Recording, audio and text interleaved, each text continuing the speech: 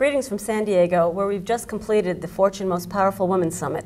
I'm Cathy Tamraz, CEO of Business Wire, and I'm here with the only male that is allowed into this conference, and that is Warren Buffett, chairman of Berkshire Hathaway. And Berkshire Hathaway is also the parent company of Business Wire. Warren has graciously agreed to answer some questions today and kick off a conference that Business Wire and Market Platform Dynamics are holding in New York to launch a new website about the payment industry called pymnts.com.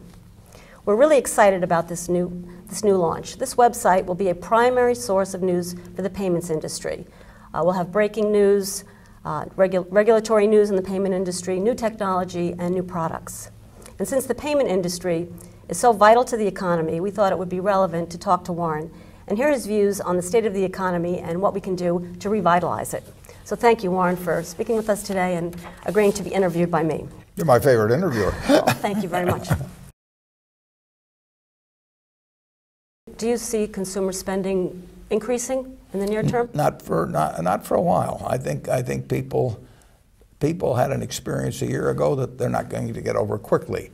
But the factories are there, the human potential's there, the system is there. It works over time. Your kids will live better than you and I live. Our grandchildren will live better than they do. This country moves forward. And if you take the 20th century, you know, we had a Great Depression, we had world wars, we had a nuclear bomb, we had a flu epidemic, we have all these things. And at the end of the 20th century, the average American was living 7 times better than the start of the century. It's amazing. The Dow Jones average had gone from 66 to 11,400. So the country works. You don't have to worry about that. Moving on, I was watching a little TV this week, and I was listening to William Cohen, who's the author of The House of Cards.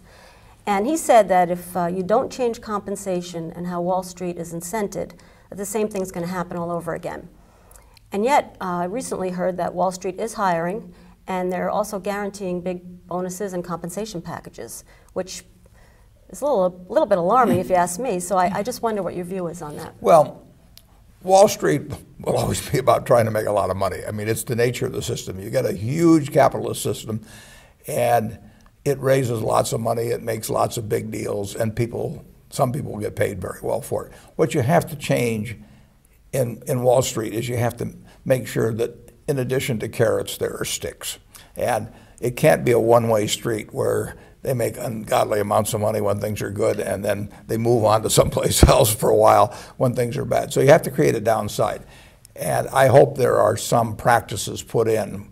I'll have a few thoughts on it myself, but Congressman Dali will have a few thoughts too. But you have to put in something where there's downside to people who really mess up large institutions. And we need some new help in that. Too many people have walked away from the troubles they've created for society, not just for their own institution, and they've walked away rich. And they may not be as rich as they were before, but they walked away better than they should have. So there's got to be incentives not only to get rich, but to behave well. Moving a little bit more closely to the payment and card system, the Wall Street Journal on September 3rd, they had an article titled "Walmart to Pay Via Check Cards." And so they're not going to issue paychecks anymore. It's all going to be through a card system, which actually is good for the payment industry and the card industry. And there seems to be a growing movement to use cards to dispense payments. I noticed that on some airlines, if you don't have a credit card of some kind, you can't eat or drink anything if you're sitting in economy because they don't take cash anymore. So that's kind of interesting. Some restaurant just announced that in New York too, that they're just not going to take cash. So I mean, that brings up the question is, do you think cash is ever going to disappear as a form of payment? It won't disappear, but in the end, and that's the genius of the American system, we do give the consumer what they want. I mean, and if people want to have the convenience of cards and all that, they will do it. Now, there'll be enough people that want to use cash that they won't turn their back on them entirely. They haven't given up landline phones entirely for cell phones. They haven't given up black and white television, I guess, for color television. But the American consumer, in the end, is king. I mean, you can push them around for a week or a month, maybe, or something of the sort. But you either figure out what's in your customer's mind and decide they're right and you're wrong and you're going to serve them, or you're not going to be in business.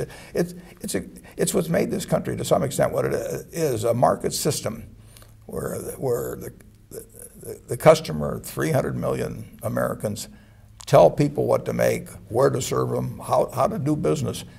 Compare that to some totalitarian system, where somebody decides what people are going to eat for lunch this afternoon or something. We win. Yeah, we're certainly not used to that.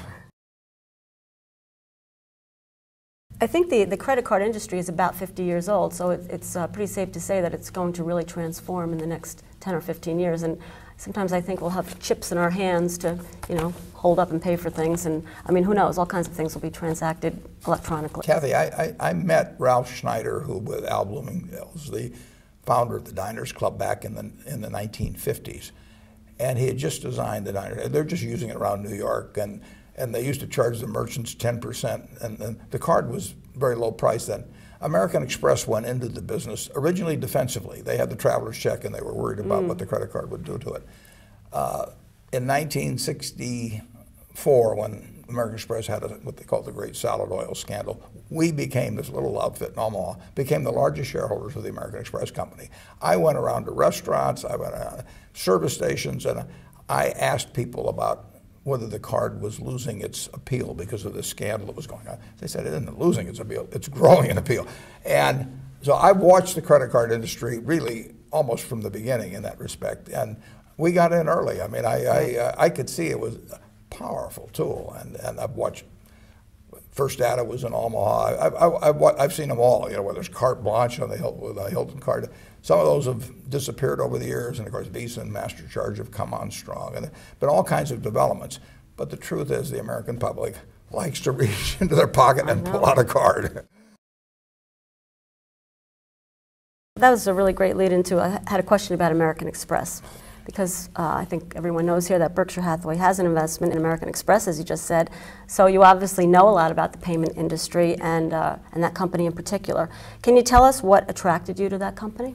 Well, what originally attracted me back in 1964 was that Diners Club got the jump. They were way ahead of American Express. American Express came in with a very interesting marketing concept.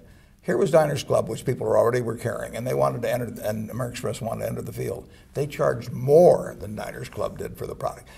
Diners Club had this card which had a whole bunch of flashy little symbols and everything on it, and American Express brought out that Centurion, and originally it was the green card, and the guy looked like, Mr. Integrity. And if you went into a restaurant and you were buying dinner for somebody, and you had a choice of pulling out this Diners Club card, which looked like you were kiting, your checks from 1 month, or pulling out this Centurion, who made it look like you were J.P. Morgan or something. I mean, they actually took over the field by establishing themselves not as the low-priced competitor, but as the class competitor. It was a great, great marketing arrangement, and then it swept the country. I mean, I carry a card in my pocket that says member since 1964. Mine says member since 1983. Well, that was the year you were born. I mean, I was 40 years old or so when I did this. What is the one lesson we have learned from this economic Pearl Harbor? Well, I think that it goes back, what I've told our managers, just keep taking care of the customer. We're not going to run out of customers in this country. And, whether it's Coca-Cola that goes back to 1886, has been selling a product that people like, and they just keep taking care of them. Whether, you go up and down the line, and, that's what you've done at Business Wire. I mean, in the end, nobody that's ever taken care of the customer has ever lost. I mean, that is the name of the game. Oh, that's great advice. I want to thank you for your time, Warren. It's been a pleasure talking to you and allowing me to interview you. Okay, been fun.